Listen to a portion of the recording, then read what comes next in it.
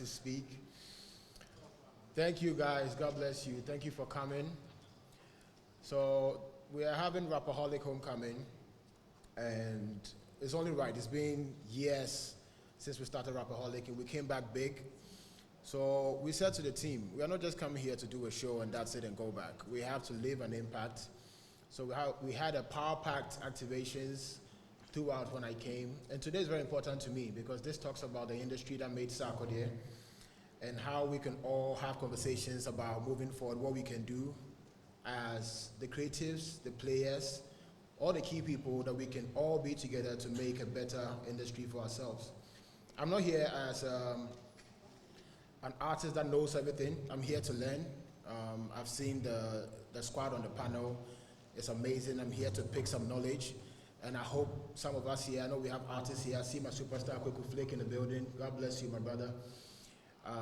I know there will be some artists here that I might not see or recognize, but yes, hopefully we all pick something out of the panel today.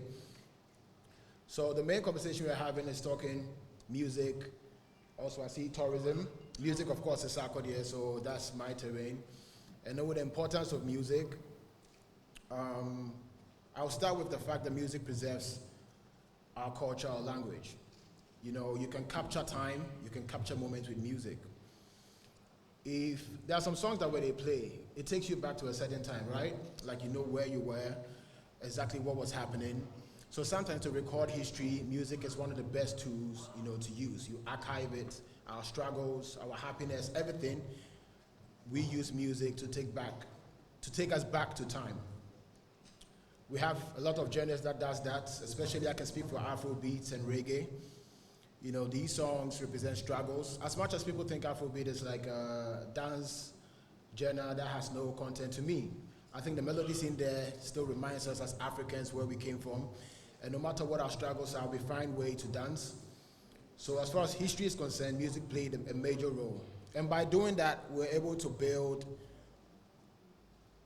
ambassadors organically. If you take the likes of Bob Marley, you take Fela Kuti, here in Ghana you take Daddy Lumba, you can come all the way to Shatawale, myself, Kweku Flake, Kweku Smoke, a lot.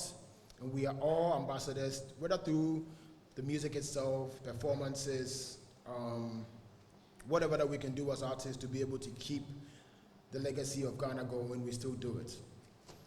And from there, you intertwine that with tourism as a vehicle for legacy. Now, when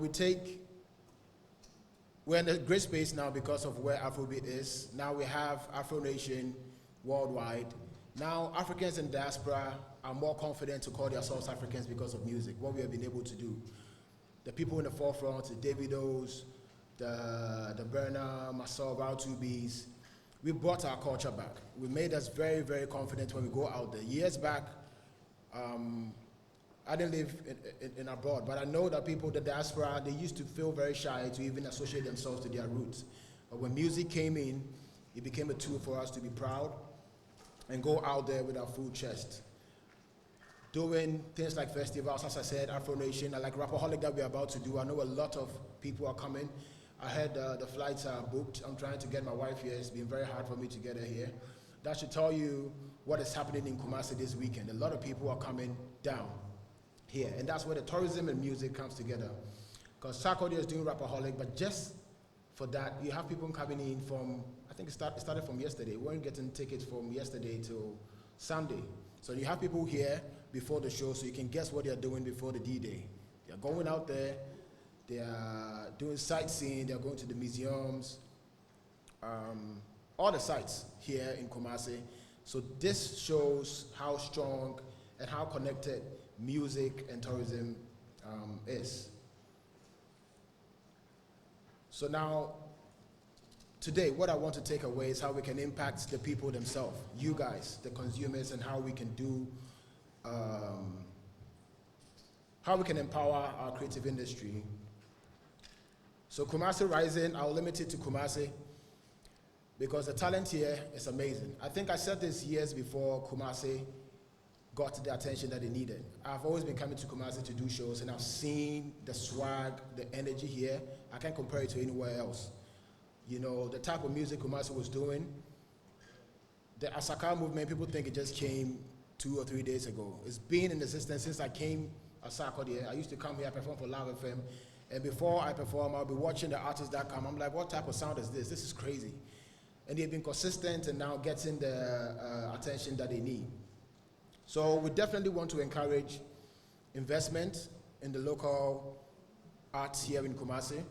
And that's one thing that most investors are very scared of. But one thing I can say for sure, music is one of the most safest and lucrative business you can get into.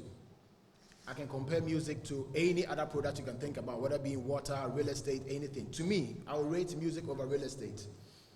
And people might not believe that. But let's say you own a company, which I see a lot of companies do when they have workers that they pay monthly. They pay to service machines, a lot of money, the cost to even run that business. Yes, music takes money, but once it takes off, can you imagine that Daddy Lumbe's catalog is making more money? To me, I think it's making more money now than when he was even alive. Michael Jackson is the same. You know, so this is an industry that you can't just see it as entertainment and people are just jumping and that's it. This is a serious money-making machine. And I will urge investors, and I understand sometimes it's really hard to have the conversation with investors because they don't understand what it really is. It's about ownership, whether it's partnership. Sarkodie, I own 100%. You can come with partner, you own 20, you own 50, depends on what you bring on board. I think for a long time, and I'm not limiting this to just wealthy people with the money, with the cash to come in. Even you as an individual can actually buy shares in music as well. I did that with one of my EPs called Championship, where the fans own 40% of the revenue. They make money every month. And they can tell you, just to put in some coins and eat for the rest of your life, how many businesses are going to do that? If your workers don't show up tomorrow, your business might suffer. Music is different. The more you guys are enjoying, I don't think you guys are about to stop enjoying any moment soon. You guys are getting married every day, having, especially in Kumasi, that keeps the money going, because the more you guys are enjoying, the artists make money. So when you invest in it, that's what you're getting out of it. So now what we need to do to wrap all this thing up is to build an ecosystem around it, to be able to maintain it, control it. And now, yes, we control the narrative of what we want people to think about Ghana, what we think about Ghana. Music is one of the easiest tools to use. So the ecosystem around it, which I won't say everything, I'm just giving you a summation of what's going to happen here with the people coming on board, because I want to learn a lot. I have my own ideas, but I'll speak later. I think I'm coming on a one-on-one.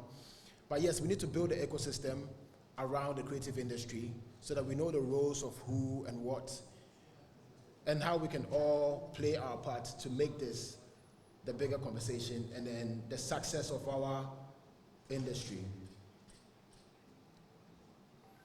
So I want to say this: music moves people, tourism brings them together, but legacy changes lives. So now that's the legacy we're looking for. We have to preserve it. When we did Rapperholic, but that was last year or 2 years, when we did 2 years ago, and we did the Rapperholic exhibition. I don't know if you guys heard it. You know, it was amazing in Accra, where my whole achievement was curated in a building for people to come and see. And I even went there looking at that myself. I was like, wow, this is amazing.